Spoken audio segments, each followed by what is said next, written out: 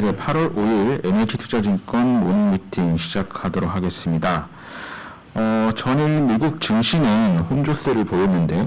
다우지수는 0.92% 하락한 34,792포인트, S&P 500은 0.46% 하락한 4,402포인트, 반면에 나스닥은 0.13% 상승한 14,780포인트에 마감이 됐습니다.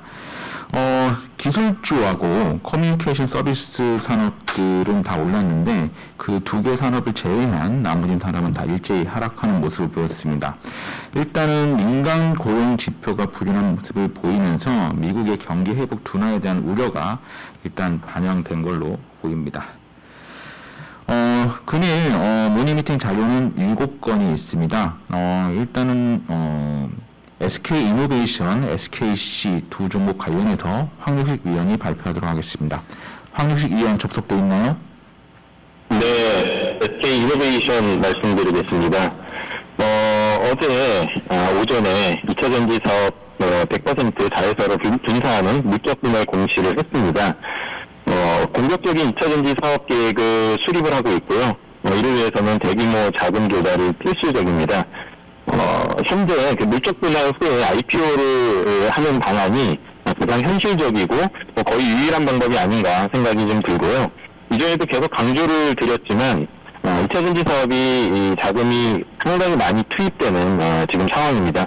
연이 3조 원 남짓 투자를 해야 되고 앞으로 5년 이상 이렇게 좀 퍼부어야 되기 때문에 지금 자금을 확보하는 게 2차전지를 계속 하느냐 마느냐의 문제라고 좀 보시면 될 것 같고요. 그렇기 때문에 지금까지 2차전지의 사업 가치를 주가에 이렇게 충분히 좀 반영하지 못했던 상황이라고 보시면 될 것 같습니다. 오히려 지금 자금 확보 방법이 구체화됐다는 거는 이 2차전지 사업의 어떤 가치가 이제는 반영해도 되는 정도로 간다라고 역으로 좀 생각할 필요가 있을 것 같고요. 초기에는 이제 과거 그 LG화학 사례 때문에 주가가 좀 악유는 좀 있겠지만 점진적으로 2차전지 사업 가치가 반영되는 방향으로 움직일 걸로 생각을 하고 있습니다. 2차전지 사업의 지금 현재 상황을 보면은 이제 수주 잔고가 연초 550GWh였는데 3분기 현재 1000GWh로 거의 2배 가까이 뛰었습니다. 수주 잔고 기준으로 금액 기준으로 보면 130조 원으로 좀 뛰었고요. LG화학하고 비교해보면 LG화학이 현재 수주 잔고 180조 원으로 이야기를 하고 있습니다. 급격히 좀 빠른 속도로 좀 쫓아오고 있는 상황인 것 같고요. 앞으로 2025년까지 생산 캐파는 200GWh, 30년까지 500GWh로 확대한다고 상당히 좀 긴 기간의 어떤 그 캐파 전략을 처음으로 좀 발표를 했습니다. LG화학 같은 경우는 이제 올해 말 150GWh, 25년 말 기준으로 430GWh로 좀 제시를 했기 때문에 캐파상으로는 이제 한 절반 정도 되겠지만 수주 잔고가 늘어나고 있기 때문에 이 생산 능력은 추가적으로 좀 상향될 가능성이 있다라고 보면 될 것 같습니다. 2분기 배터리 부문 적자 규모가 크게 축소가 됐는데요. 출하량 증가했고 신규 공장이 안정화됐고요. 그리고 이제 소송이 종료하면서 이제 변호사 비용이 좀 줄면서 전체 비용이 축소한 측면이 컸습니다. 앞으로 이제 분기별로 적자 규모는 이제 조금씩 좀 줄어들 걸로 보고 있고요. 내년부터는 이제 BEP, 영업이익 BEP를 기록할 걸로 추정을 하고 있습니다. 2분기 영업이익은 이제 5,065억 원, 예상보다 조금 낮았지만 예상 시장의 이제 컨센서스 수준이라고 보시면 될 것 같고요. 정유 쪽에서 재료 관련 이익이 이제 2,400억 원이 반영된 숫자입니다. 그래서 이거를 제외하면 정유는 BEP를 좀 하회한 것 같고요. 여전히 이제 가동률이 이제 66%로 낮기 때문에 하반기 가동률 상승과 물량 증가 예상을 좀 하고 있습니다. 윤활기유 쪽도 SOE가 마찬가지로 2,265억, 그래서 이제 이 재고 관련 이익과 윤활기유를 통해서 만들어진 실적이다. 이게 사실 이제 하반기로 가면은 가동률이 올라가면서 윤활기유 가격 하락이 좀 예상되기 때문에 3분기에는 재고 관련 이익 축소, 그리고 윤활기유 하락 부문은 이익률 하락으로 영업이익은 3분기에는 좀 감소할 걸로 예상을 하고 있습니다. 이어서 이제 SKC 발표해드리겠습니다. ESG 경영을 좀 적극적으로 추진을 좀 하고 있는 상황이고요. 거버넌스 혁신 방안을 발표를 해서 단계적으로 좀 진행을 하고 있고요. 특히 이제 환경 측면의 이제 발표를 좀 이어가고 있습니다. 2040년까지 탄소 중립을 선언을 했고 2030년까지는 플라스틱 넷제로 달성을 선언을 해서 이런 기업 중에는 가장 빠른 행보를 보이고 있는 상황입니다. 그래서 해외 공장은 아리백 예정이고요. 에코라벨 등 이제 친환경 제품 포트폴리오 전환하면서 ESG 경영의 어떤 그 속도를 좀 높이고 있는 상황은 좀 긍정적으로 봐도 될 것 같습니다. 동박사업은 신공장이 6월에 가동을 시작을 했는데 바로 풀가동 체제로 들어갔습니다. 3분기에는 이게 전량 반영이 되면서 하반기에는 동박사업의 실적이 한 단계 좀 업그레이드 될 걸로 보고 있고요. 추가적으로 이제 폴란드나 미국 그 해외 공장 건설에 대한 계획이 발표가 좀 있을 것 같습니다. 그래서 그 단기 실적 개선과 장기 성장성 확보 측면에서 동박사업은 하반기에 본격적인 성장 국면에 들어간다라고 보면 될 것 같습니다. 2분기 영업이익이 최대 실적이고요.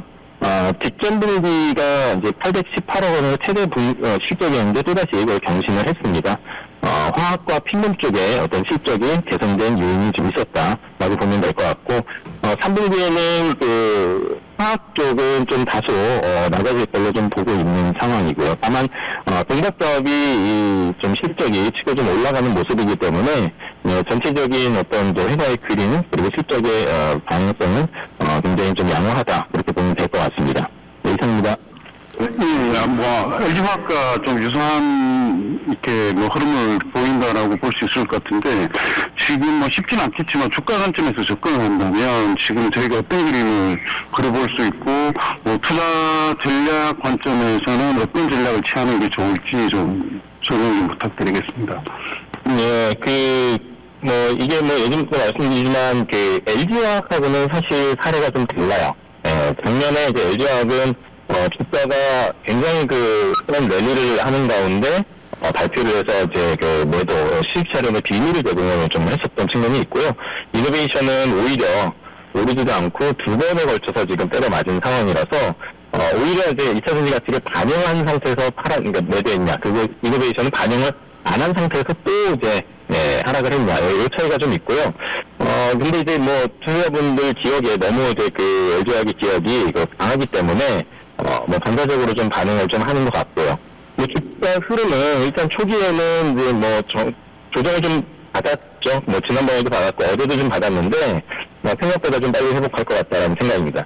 저는 이제 2차 전지 가치가 반영이 안 돼 있는 굉장히 좀 작게 반영되어 있기 때문에 앞으로 이거는 이제 충분히 좀 반영해 나가는 방향으로 갈 걸로 보고 있습니다.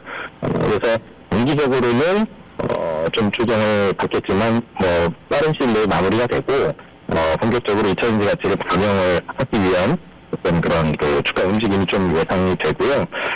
이벤트로는 이제 한 3개 정도 저희가 좀 볼 수 있을 것 같아요. 일단 이제 9월 16일 날 분할 임시 주총이 있거든요.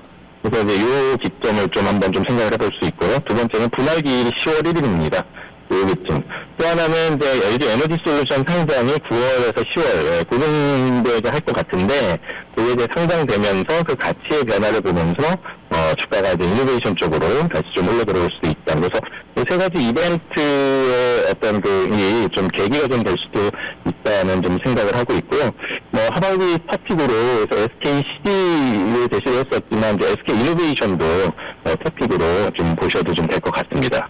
이중 결국에 되면 가스부분 분사해서 IQ까지 간다면은 다일루션 불가피할 거고 지주회사로서 좀 할인도 해야 되는데 목표 주가의 유지가 좀 타당한가 싶은데 좀 어떻게 보시나요?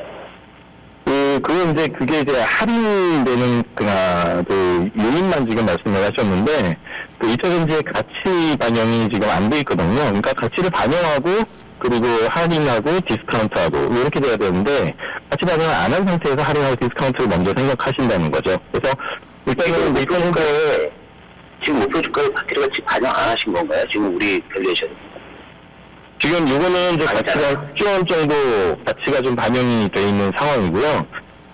요거는 추후에 사실 요거는 추후에 좀 더 이제 분사했을 때 독립적인 어떤 사업 가치로서 어느 정도 해야 되는지 다시 좀 정확히 좀 선정을 좀 해야 될 것 같고, 이 10조 원이라는 가치가 굉장히 아직까지는 좀 낮다라는 생각을 하고 있습니다. 그래서 이게 더 큰 가치를 좀 반영을 하고 거기서 할인 디스카운트를 해 나가는 게 맞다. 그렇게 생각하는데 지금 시장에서는 이제 할인 디스카운트를 먼저 생각하시는 것 같아요. 그래서 이제 먼저 주가는 빠지기 시작한다는 거고 그 다음에 2차전지 가치를 뒤늦게 좀 반영을 하는 그런 흐름으로 좀 생각을 하고 있습니다. 네, 다음은 카카오게임즈 안대민 연구원 발표하겠습니다. 안대민 연구원 접속되어 있나요? 네, 카카오게임즈 말씀드리겠습니다. 어제 일단 실적이 일단은 실적 자체는 일단은 별로 지금 상황이 좋지 않지만 3분기부터 일단 오딘의 실적이 반영이 될 거기 때문에 이 부분들이 이제 저희는 긍정적이다라고 판단하고 있습니다. 최근에 저희 이제 오딘 출시되고 나서 지금 5주 동안 1위를 기록을 하고 있고요.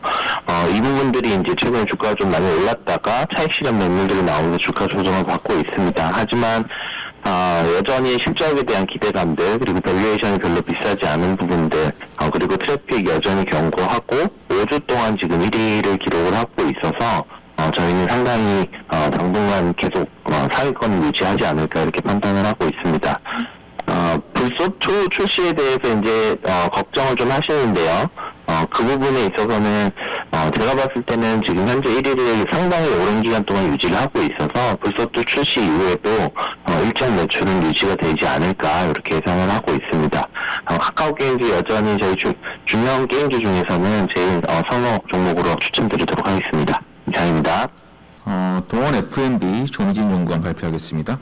네, 동원 F&B 실적 발표했고요. 예상치와 컨센서스에 부합을 했습니다. 잠정 실적이라서 부분별 정확한 수치는 밝혀지지 않았지만 일반 식품은 상대적으로 좀 부진했으나 홈푸드 조미유통 사업의 반등이 전체 실적을 견인했습니다.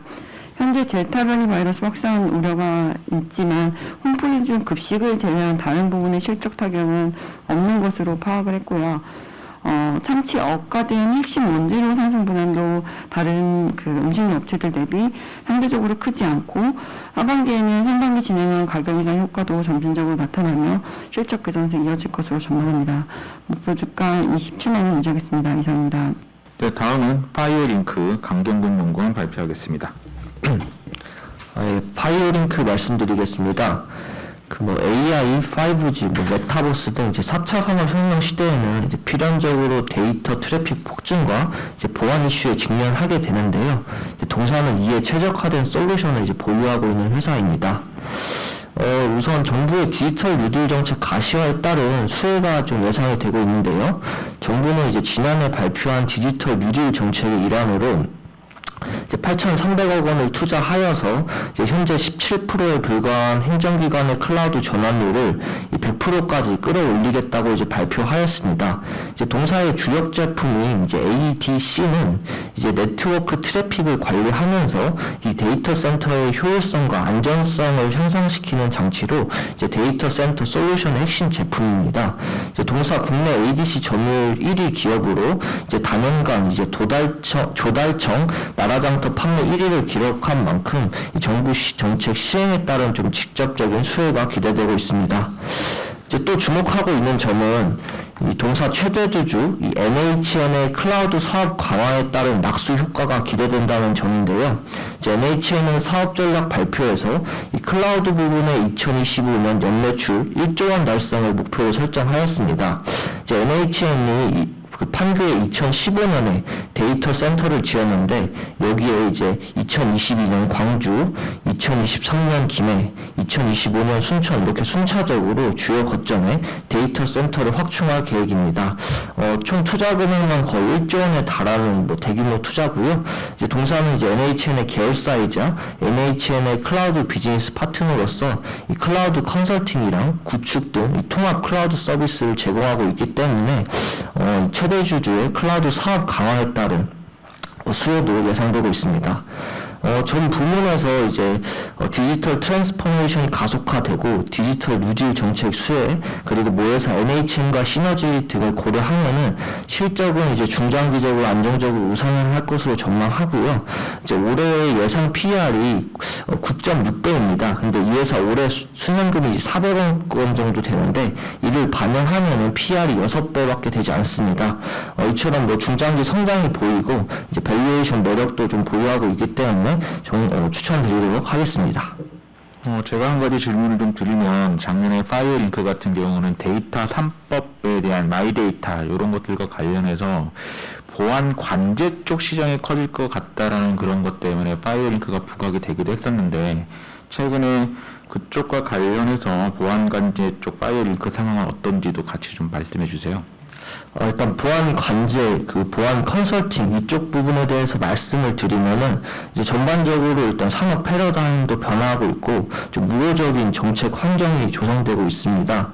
이제 최근에 그 말씀하신 것처럼 그 데이터 3법이라던가 이 정보보호 산업진흥계획 같은 이런 정책이 조금 이제 강화되면서 이 정보보호 의무 대상자가 좀 크게 늘었습니다. 이에 따라서 이제 올해 이 동사의 보안 관제, 그 보안 컨설팅 매출액은 뭐 전년 대비 한 23% 정도 좀 성장할 것으로 전망하고 있습니다. 알리바바 스파코멘트 장재영 연구원 발표하겠습니다. 예, 중국 1위 전자상거래 기업이자 클라우드 컴퓨팅 기업인 알리바바의 회계연도 기준 1분기 실적에 대해 말씀드리겠습니다. 매출액은 전년 대비 33.8% 성장했고 순이익은 전년 대비 7% 증가했습니다. 그래서 컨센서스 대비 매출액은 1.4% 하에 순이익이 11.3% 상회하며 전반적으로 시장 기대치에 부합한 실적을 발표했습니다. 사업 부문별 실적을 보면 전체 매출 중 가장 큰 비중을 차지하는 핵심 상거래 부분 매출액이 전년 대비 35.2% 증가하였는데요. 이는 전년도 코로나19 특수와 반독점 규제 이후 자발적인 고객 수수료 인하에도 불구하고 스마트 리테일, 티몰 슈퍼마켓, 프레시입 등 포함된 기타 매출이 전년 대비 82% 증가했고 여기에 차익영업 물류 서비스와 글로벌 B2C 전자상거래가 50% 이상 성장했기 때문에 그에 힘입어서 35.2%라는 높은 성장으로 보였습니다. 클라우드 컴퓨팅 부분은 주요 고객인 틱톡이 글로벌 서버 부분을 동사에서 해외 업체로 변경했고 온라인 교육 성장률 둔화하였습니다. 그럼에도 불구하고 인터넷과 공공, 금융 부분 고객 매출 확대에 힘입어서 전년 대비 29.8% 증가했습니다. 마지막으로 디지털 미디어와 엔터테인먼트 매출도 15.4% 증가했는데요. 이는 OTT 자회사인 요후의 일평균 구독자 수가 전년 대비 17% 증가했고 자회사 알리픽처스가 4월에서 6월 코로나 완화에 따른 극장 관람 객수 증가와 신작 영화 출시에 힘입어서 매출이 성장했기 때문입니다. 현재 동사 같은 경우는 12개월 선후 PER 18.7배로 글로벌 피어 기업 평균이 42.4배보다 낮은 수준을 거래되고 있습니다. 중국 정부 인터넷 기업에 대한 반독점 규제 강화 우려가 완화되기 전까지는 글로벌 기업 피어 기업 대비 밸류에이션 할인 적용이 이어질 것으로 예상됩니다. 이상입니다. 해외 주식 솔라엣지 테크놀로지스트 정현승 위원 발표하겠습니다. 네, 솔라엣지 테크놀로지스 말씀드리겠습니다. 솔라엣지 테크놀로지스는 이제 태양광에 필요한 인버터 그리고 발전 효율을 높여주는 옵티마이저를 판매하는 기업이고요. 주로 가정용 태양광에 필요한 제품이고 태양광 관련된 사업 노출도 90% 이상입니다. 그래서 글로벌 태양광 기업 중에서는 시가총액 탑을 다투는 기업이라서 좀 태양광 쪽에서는 의미가 있기 때문에 말씀드리도록 하겠습니다. 일단 기본적으로 2분기 실적은 매출액 4.8억 달러, 영업이익 0.56억 달러로 시장 컨센서스를 8.4% 상회하는 호실적을 기록을 했습니다. 실적 호조의 주요 원인은 태양광 제품 판매 확대 그리고 특히 유럽에서 판매량이 크게 좀 늘었고요. 그 다음에 믹스 개선이 주요 원인이었습니다. 3분기에는 더 좋은 가이던스, 2분기로 더 좋은 가이던스를 제시를 했고 단가 인상도 발표한 상황이기 때문에 실적이 더 호조세를 보일 거다라는 기대감 때문에 어제 말고 그저께 이제 주가가 15% 정도 상승했습니다. 이번 실적을 통해서 나타날 수 있는 의미는 일단 기본적으로 사실 올해 태양광 설치량은 140기가, 작년 140기가에서 올해 180기가와트까지 설치 증가가 예상이 되는데요. 폴리실리콘이나 웨이퍼 같은 원재료 가격 상승 때문에 단순 패널 및 셀 제작 기업은 수익성이 악화되고 있습니다.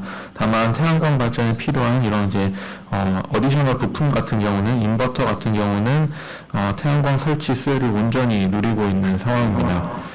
최근에 추가적으로 이제 가정용 태양광, 전기차 충전기기, 에너지 컨트롤러 등이 융합되면서 새로운 그 융합을 선도하고 있는데요.